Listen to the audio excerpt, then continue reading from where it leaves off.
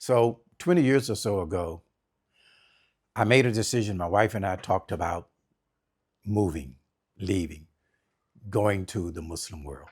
But let me share with you what actually solidified it for me. I took a trip to Morocco. And actually, it was with the intent of looking at Morocco as a place, to make Hijrah, to move our family. Because at that point in time in our lives, we had little children, and we really did not want our children to grow up in America, to be honest with you. This was the case. So we started looking at places to go to. Morocco was one of them. The Sudan was one of them. Kuwait was actually one of them. We had some communication with the people in Kuwait. But what solidified it for me was an experience that I had in Morocco. I remember coming out of one of the masjids after Salatul Asr. I remember this really quite well. It was in one of the well-known souks in Casablanca.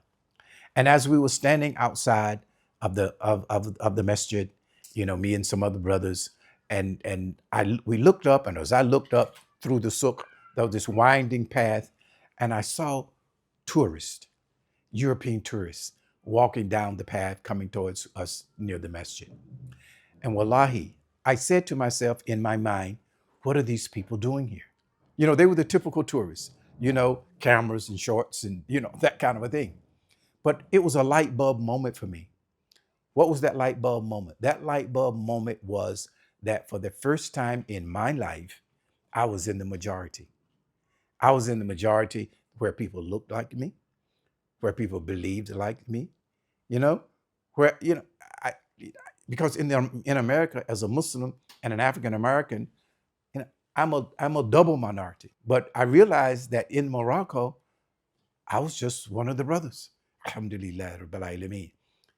And so I realized that this experience, this epiphany that I had at that moment was amazing to me. And I said to myself, I ran home to my wife and I said, you know what? I want our children to experience this. That instead of a church on every corner, I want them to experience a masjid on every corner. I want them to experience hearing the salams. I want them the experience of hearing the adhan, daily, on a daily basis. You know what I mean? I want them to experience seeing people like them and them not to be ashamed or afraid or intimidated by being Muslim. So this was the motivation for me. I wanted that for my family. SubhanAllah, really. And so it was that motivation that said to me, no, I want my children to experience that. So we began to set a plan into motion. That's when we began to say, okay, now really, let's get serious. We began to look at places where to go work because we were young at that time, and we would need to be able to secure employment wherever we went. So we were looking at places where that was possible. Morocco at that particular point in time really would not suit that possibility. So we looked at places in the Gulf, like Kuwait, as I said. There was actually, my wife was offered a job in Kuwait, but they weren't going to give me a visa to be able to come. So we said, no, we weren't going to be able to do that. I have to come along, and of course, the children have to come along as well. So ultimately, through a mutual friend, alhamdulillah Rabbil Alameen, and a couple that had already migrated to the United Arab Emirates a year earlier, we made that trip. And listen, was it easy? No, it wasn't easy, but we were determined.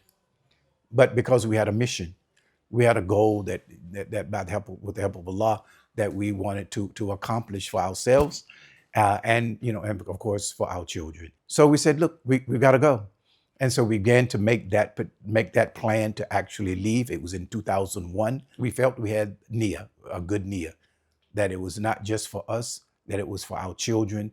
It was for the pleasure of Allah subhanahu wa ta'ala, to do things that would be pleasing to him, and that would fortify our deen, that would fortify our deen. And it did in many ways. So we, as the old saying goes, we packed up and we moved out of there. And we did, with those of the two youngest children that we could take at the time. The others were, in the university, so that wasn't going to be practical. But we took the two youngest ones, and alhamdulillah Rabbil Alameen. I didn't, as a matter of fact, I was working a full-time job, and I just quit. I didn't have a job. My wife had a job, alhamdulillah Rabbil Alameen. English teachers were in big demand at that particular time, and my wife was certified, and so that was easy for her. That was not as easy for me. But I said, you know what? I will have to walk on Allah subhanahu wa ta'ala. So I quit a very good job that I had working for the state of North Carolina. And I said, you know what? I have to go. I have to go, and inshallah, Allah subhanahu wa ta'ala will provide. And sure enough, I landed, and almost immediately I became employed. Alhamdulillah, Rabbil Alameen. Ultimately becoming a principal of one of the newest schools there in Sharjah. So alhamdulillah, after many years, of course, of being there on the ground. If we have faith in the law, if we're doing things for a good reason, inshallah, that we have good niyyah, that we're trying to do things that is pleasing to Allah, that will help again to make us better Muslims, we can have hope. We can count on the help of Allah subhanahu wa ta'ala, inshallah. That was my journey. This is what was the motivation. So we stayed. And so I was, again, as I, spent there many, many years working in education, alhamdulillah, Rabbil Alameen, working in dawah, lots of dawah going on in the United Arab Emirates. And alhamdulillah, I was able to be a part of that. Was a host of a television program on Sharjah TV. Many people, even nowadays, they said, haven't I seen you somewhere before? So you never know what will happen.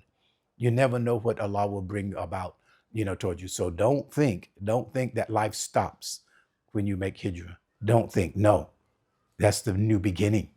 It's a new beginning. So look forward to that new beginning. See how you can not only be benefited, but how you can benefit others. Because, the Prophet Muhammad said, the best of you are those who benefit others. So if you go with that particular mindset that, I want to go, yes, I want to be benefited, inshallah, but I also want to benefit others in a way that, that a way is suitable for the society that I'm in, then inshallah, Allah will give you, what you need and open up doors that you never imagined that would open up for you. And I'll tell you something. I ended up, alhamdulillah, this is all by the grace of Allah subhanahu wa ta'ala, working in situations, making more money than I'd ever made before on a job, other than having my own business. But this is all from Allah subhanahu wa ta'ala. I'm not saying that would happen to you or to anyone else. Of course, we're retired now, for those of us in retirement, but I'm just giving you my story. And this is what happened. So alhamdulillah, I'm happy. I'm happy. And I'm grateful to Allah, first and foremost, that Allah has made these opportunities for me possible, to meet people from all over the world, to be in situations like I am right now, talking to you, inviting you, encouraging you to take that step. Inshallah, Allah will open up doors for you that you never even imagined, that will give you some solace and some peace of mind, release some stress, take advantage of the relaxed environments that we have here in the Muslim world. And inshallah, Allah will bless you and elevate you and raise you in ranks, inshallah. Assalamu alaikum wa rahmatullahi wa barakatuh. Are you thinking about retiring abroad in a Muslim country, but not sure where to start? You're not alone. We put together a free guide, Top Muslim Countries for Retiring Abroad. In it, we break down the best options for healthcare, cost of living, safety, and community. Everything you need to start planning for your future with confidence is free for you to download today. Click the link in the description and grab your copy and take the first step towards a retirement that's not only affordable, but fulfilling and connected to your values. MakeHijra.com/retire.